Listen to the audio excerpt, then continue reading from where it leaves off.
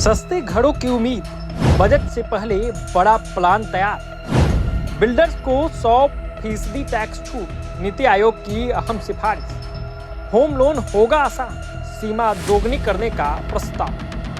Budget 2026 से बदल सकता है आम आदमी का घर का सपना। जैसे जैसे केंद्रीय बजट 2026 करीब आता जा रहा है, वैसे वैसे किफायती आवास यानी सस्ते घरों को लेकर चर्चाएं तेज होती दिख रही है। देश के सरकारी थिंक टैंक नीति आयोग ने आवास एवं शहरी मामलों के मंत्रालय के साथ मिलकर एक व्यापक खाका तैयार किया है। इस योजना का मुख्य उद्देश्य उन अड़चनों को दूर करना है जिनकी वजह से मध्यम वर्ग और निम्न आय वर्ग के लोगों के लिए अपना घर बनाना या खरीदना लगातार मुश्किल होता जा रहा है। नीति आयोग का आकलन है कि जमीन के दामों में तेज बढ़ोतरी और बिल्डर्स को मिलने वाली सीमित मुनाफे के चलते सस्ते घरों की नई परियोजनाएं धीमी पड़ गई है। इसी वजह से आयोग का मानना है कि आने वाले बजट में अगर ठोस और बड़े फैसले लिए जाते हैं तो इस सेक्टर को दोबारा रफ्तार मिल सकती है। नीति आयोग की सबसे बड़ी और अहम सिफारिश यह है कि किफायती आवास से जुड़ी परियोजनाओं पर काम करने वाले बिल्डर्स को 100% टैक्स छूट दी जाए।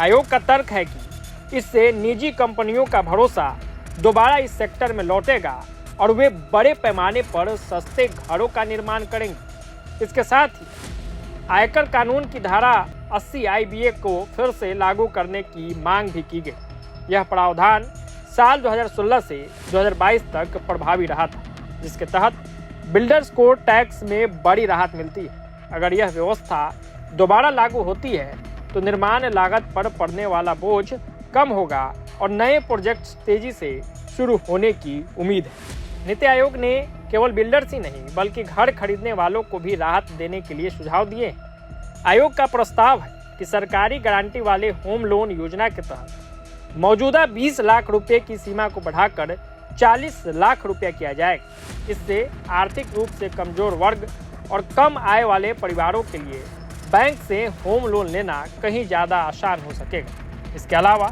नेशनल हाउसिंग बैंक को टैक्स फ्री बॉन्ड जारी करने की अनुमति देने का भी सुझाव दिया गया है। इससे बिल्डर्स को कम ब्याज दर पर फंडिंग मिल सकेगी और इसका फायदा सस्ते घरों की कीमत पर पड़ेगा, जिससे खरीदारों को राहत मिलेगी। इस वीडियो में फिलहाल इतना ही। जुड़े रहिए प्रभात खबर के साथ। प्रभातखबर.com, विश्वास वही, रफ्तार नहीं।